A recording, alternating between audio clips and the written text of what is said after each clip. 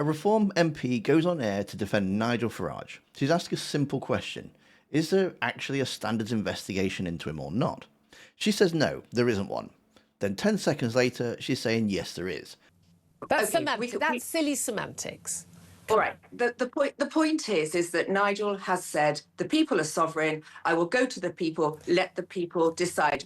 That's a sitting MP sent out to bat for her leader, who can't even keep her own story straight for one interview. And she's not the worst of them.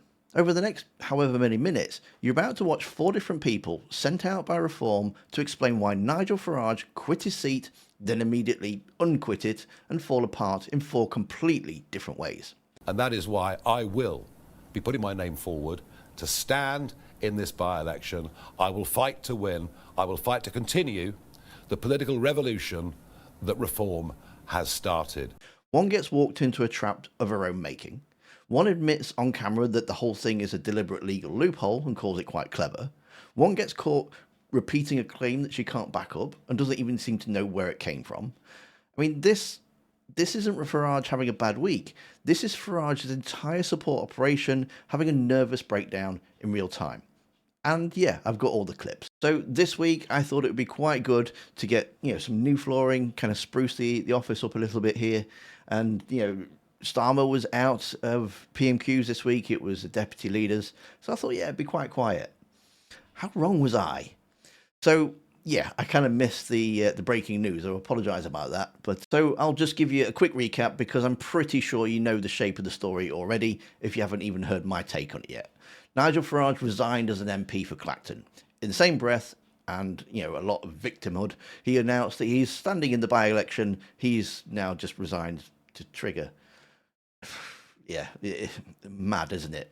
I've thought about it hard, and I've decided today I will resign as a Member of Parliament for Clacton-on-Sea, thereby forcing a by-election. His stated reason was, security. The Times report republished a photo of where his daughter lives. Broadcasters turned up outside her home, and separately Parliament cut 70% of his security funding, which he says happened just after the day of Charlie Kirk's murder. That's the story Reform want you to hear. Here's the story underneath it. Farage is under investigation by the Parliamentary Standards Commissioner for failing to declare the $5 million gift from crypto billionaire Christopher Harborne. There's now a second newer story about his long-term ally George Cottrell, who is a convicted fraudster, quietly funding Farage's security and accommodation in the year before he became an MP, also undeclared. And this isn't his first time in front of the Commissioner. He's already been found in breach of 17 times this year, over £384,000 in undeclared interest, ruled inadvertent. So, he got away with that. There was no sanction. Resigning doesn't make any of that go away. Investigation doesn't stop. It just pauses. What resigning does, and this is the bit that actually matters, so yeah, just kind of bear with this in mind, because it comes up again later, is reset the clock. That's all it does. If Farage wins this by-election, the declaration window that applies to him going forward only covers the 12 months before the vote, not the 12 months before 2024. Whatever else is sitting in his financial history from before the general election stops being anyone's business. At least that's as far as Parliament's concerned. Not the 2 that's already under investigation. Just to be clear, they still go ahead. But anything else that he hasn't declared in that run-up to the 2024 election, it won't be considered now. So how did the rest of Westminster act to the man calling this a people versus the establishment battle? Well, they're refusing to show up. The Conservatives won't stand. Kimmy Badenoch called it a hissy fit and an ego election, and said the Tories are saving themselves for what she's calling the real by-election, the one that follows it if the standards investigation actually finds against him. Labour won't stand either, calling it a distraction from a sleaze scandal. The Lib Dems are out, and Rupert Lowe's Restore Britain, the party built specifically to outflank Farage from the right, won't stand either, with Lowe calling a Reform-sponsored media circus, and telling Farage to, fund it himself. Which he offered to do, but obviously you can't buy your own election. The only confirmed challenger, as this thing stands, is Count Binface, a man with a bin on his head, with a manifesto promising to build at least one affordable house, is currently the entire opposition to the leader of the party polling to form the next government. Farage wanted the people versus the establishment. What he's got is the people versus Count Binface. So let's start with the MP, who couldn't decide whether her own leader is under investigation. Well, the first thing to say is that there is no standards investigation as things stand today. No standards investigation has actually started. There is. Been requested. No, there is. No, there's already an investigation over the £5 million. Not yet. It's not ongoing, Julia. Not yet. It hasn't started. No, there's a difference between it being... No, it has... There has been a request and they've said they're going to investigate. There is an investigation. That's semantics. That's silly semantics.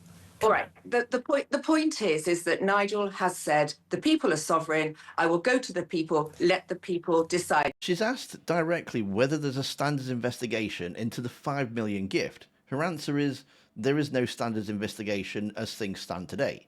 It's been requested. The host, Julia Hartley-Brewer, corrects her. There is one. It's already underway. And Poaching, live on air, tries to argue the difference between requested and ongoing. It's mad. Then, when it doesn't land, she gives up and just the whole exchange goes into silly semantics. This is not a hostile gotcha question. It's actually on Talk TV where it's reform friendly anyway. This is the single most basic fact of the entire story. Is Nigel Farage currently being investigated? And Reform's own MP didn't know the answer, or she knew it and tried to talk her way around it and got caught doing it inside of a minute. You challenge the establishment, if you like, and say, no, you will not stop me. You will... Not stop legitimately investigating your donations. You won't wear him... Do the rules not apply to him? Do the rules not apply to him? The rules apply to everybody, and so they should. He's just saying they don't. No, he's not. What he's saying is I haven't broken any rules. He is saying it was a personal donation. But then he can wait for the outcome of the investigation and then call a by-election. Things are so febrile here in Parliament, Julia. I understand why Nigel has done this. Now, watch what happens when you put Farage defender in a room with someone who used to work alongside him. Tim, I mean, he knew this was going against him. It's an admission of guilt, isn't it? I don't think so.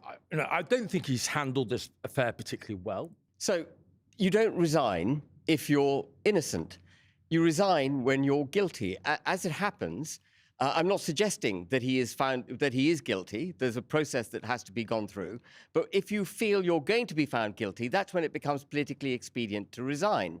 Tim Montgomery's defence of the undeclared $5 million rests entirely on one claim. Farage wasn't politically active in the period before he was elected. Because he's repeatedly said in the last few days that he wasn't politically active. Nigel Farage has been politically active non-stop since 2019 as majority shareholder and director of Reform UK. Every single thing he's done with that in the background. And here's the part that should genuinely remove Reform, though, because it's not just Habib landing a hit, it's Montgomery handing him one for free. And the other thing that may happen now as a result of this is that the clock gets reset on what Nigel Farage has to declare. Because when he comes back to Parliament, assuming he's re-elected, it's only the 12 months before that by-election. So if there's anything else that we don't know about in the run-up to the 2024 election, Nigel Farage is no longer needed to declare it. That's quite clever. To Parliament. Yes. But he does to the Electoral Commission. I think Ben is right on this, actually. I think it's more complicated than you just set out. And I think even if it's white clean in terms of Parliament, you won't lose interest, and quite rightly, you won't lose interest. The press will continue to follow But do you think it's wrong these things to pursue donations? What I do believe, Trish, is I think part of why Nigel Farage has been quite angry and irritable and underperforming in interviews of late is he knows he messed up. And then a few minutes later, in the same conversation, he goes further. I think privately he knows he should have been more transparent. That's not spin. That's a supporter conceding the central accusation while trying somehow to defend a man who's the subject of it. Now, for the one who's really worth paying attention to, because unlike the other two, this isn't someone stumbling into an argument they weren't ready for. Laila Cunningham is the former Crown Prosecution Service lawyer. She knows how to build and dismantle an argument for a living. And she still can't hold this one together. And he didn't need to declare it. But he was politically active at the time. No, I mean, being the chairman of a political party is like an honorary role. He was not politically active. And as the chairman of a political party? Yeah, he was a social media influencer, and he was a GB News presenter. And that's whilst what I mean. also the leader of the chief executive of a political party. Yeah, but he was not politically active. You know, there are loads of people that are staffed at Reform. I wouldn't call them all politically active. Even though they work for a political party? Yeah, because there's You're a not an MP. Working for You're not elected. Party. You're standing as a candidate. You're politically active, you would agree? Well, of course I am, because I'm actually standing as a candidate, but there are people So you would declare any money that went to you, you would declare that money in advance of potentially being elected? If it was in my role of being a mayoral candidate, yes, of course I would. Swarbrook asks if standing as a candidate makes someone politically active. Cunningham agrees. Of course it does, she says, because she's literally doing it herself. Swarbrook then points out that Farage was chairman and effectively campaigning for reform the entire time that she's claiming that he wasn't political. Her fallback is almost identical to Montgomery's, comparing Farage to a back office staff who aren't knocking on doors. Swarbrook doesn't even need to push hard. He just repeats that Farage was doing exactly the same thing that she just said counts as politically active. She's nothing left except at repeating he was not politically active. Just repeating it twice, as if making it, true the more you say it. Nigel Farage. We have people, hang on, Tom, we have people working here in the back office who work for a political party, but there is no way anyone would deem them to be politically active. You know, they're doing accounts. It's just there's a separation. They're not knocking on doors. They're not handing out leaflets. They're not giving speeches. They're not putting their name out there and asking people to vote for them. But Nigel Farage, as leader of that organisation before he was an MP, was doing that. He was asking all of those things. He was saying vote reform. No, he was a social media influencer. He was a GB News supporter. He was not. He was not publicly agitating for people to vote for reform whilst the chairman of that organisation. I haven't seen all his social media posts. I don't. Nigel's convinced, and he's sure that he's sought legal advice. He has done nothing. Yes. So you would agree, if he had been advocating for reform in that role, he would be being politically active in the way in which you're absolutely right. The person who's the accountant would not. I don't know. I'm not sure. I don't know the exact term of what politically active, and it seems to be quite subjective depending on who you're talking to. Then it keeps going. Asked whether reform funding the by-election themselves is even legal, Cunningham says, I don't know if it's legal. And then the defence of Farage is that Reform spokesman admitted that she doesn't know whether her own party's headline gesture is above board. Asked why Farage's security funding was cut by 70%, the supposed justification for all this. I don't know why. I'm not privy to that information. But Nigel was not politically active. He was a social media influencer and he was a GB News presenter. How is this by-election going to be funded by Reform, as the party has suggested? Through our funds. Do you know how much it might cost? I think it's somewhere around $250,000. And that Reform is offering to pay that money. Do we know if that's legal? I mean, the Electoral Commission presumably would have a say on that. I don't know if it's legal. Okay. But, I'm sure the Electoral Commission will have a say on it. But Nigel's willing to put his money where his mouth is, and we're willing to pay for it. It was reduced by 70%, right after Charlie Kirk was murdered. Do we know why it was reduced by 70%? I don't know why. I'm not privy to that information. No. The central grievance of the entire resignation, and she can't explain the mechanism behind it. And when Swarbrook points out the question was never whether Farage was allowed his own 5 homes or where the money came from, Cunningham just flatly says no, they're not. They're not asking that. Before immediately pivoting back to the exact same line about him not being an MP yet. I think the question they're asking is where the money came from to buy those 5 homes, aren't they? No, they're not. They're asking why Nigel didn't declare sleeping at a friend's house. I mean, they're not quite asking that. They're asking why has the money that he received when he was politically active as the chairman of Reform but not elected, why was that not declared? That's the question that need an answer, doesn't it? Well, because he wasn't an MP and he didn't need to declare it. She's not confused. She's just really badly trained. She just doesn't have anything to say that survives contact with the follow-up question. Here's the same woman, though. Different interview, and this one is a giveaway. But the process within democracy is called the parliamentary standards process. That's why I started this interview by asking you if you accept that there are rules that apply to MPs, including Nigel Farage. I mean, you said yes, but it doesn't sound like you meant it. I'm surprised you're not focusing on the fact that the National Crime Agency leaked one of our MPs' bank statements to The Guardian. Yeah, I do. You don't know where it came from. We have proof of it. Of course I do.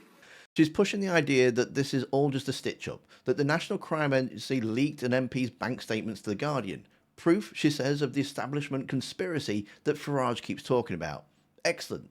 So the host asks for the proof, and Cunningham says this. What's the proof? We have proof that it came from the National Crime Agency. What is the proof? I don't have it myself. I'm not. You're going to have to ask Richard. Okay, so we've just got to take your word from that. Pushed again, and what the proofs, and she just folds. In an interview on live TV, she stated something as fact on air in the defence of a party leader, and then the moment she's asked to back it up, it just turns out to be, well, I don't know. She's just repeating something somebody else told her. And I'm guessing it's probably the person that's just sitting off camera, because she keeps looking over to somebody over there as if to say, can I say this? Am I allowed to say this? That's not someone defending a position she holds. That's someone reciting a line that she's been handed.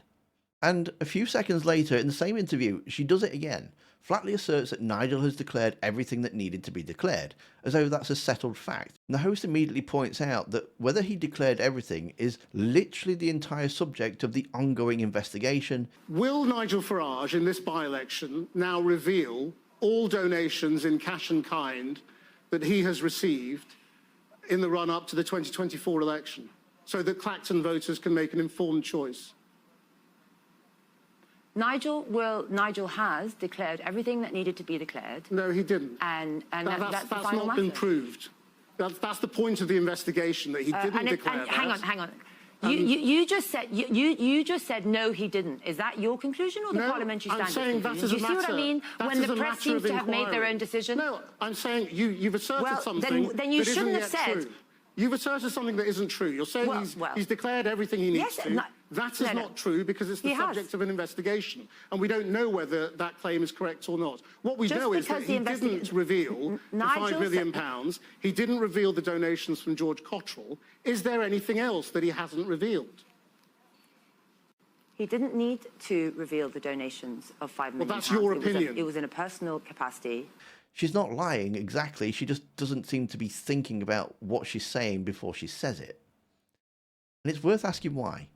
Cunningham didn't raise through reform the way most councillors or MPs do. Farage picked her personally, stood next to her at the press conference and announced her as the party's candidate for the London Mayor in 2028. No internal contest, no vote, just Farage's word. Her entire political future was handed to her by the man she now goes on air to defend without even evidence. Watch her face in these clips. This doesn't look like someone convinced by the argument that she's making. She looks like someone protecting the only thing keeping her career alive.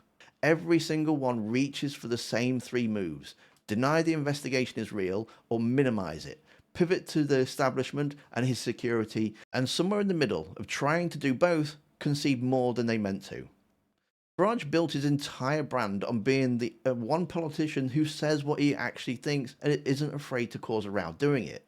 What we watched this week isn't that. It's a man who wouldn't answer the questions himself, sending out people who can't answer them either. A prosecutor who can't finish a sentence under cross-examination, a commentator who calls his a loophole clever to his face, an MP who doesn't know if there's an investigation into the man that she's defending. If this is the strongest case reform can make for him, the case against him just got a lot stronger. And I guess he'll find out exactly how much, sometime between now and whenever Clacton, and possibly Clacton again, votes on his future. Maybe he'll lose to a bin. Let's hope. And to see more of Count Binface, well, you need to check out the video that's on screen now. Thanks for watching. Don't forget to hit that like button, and I'll see you next time.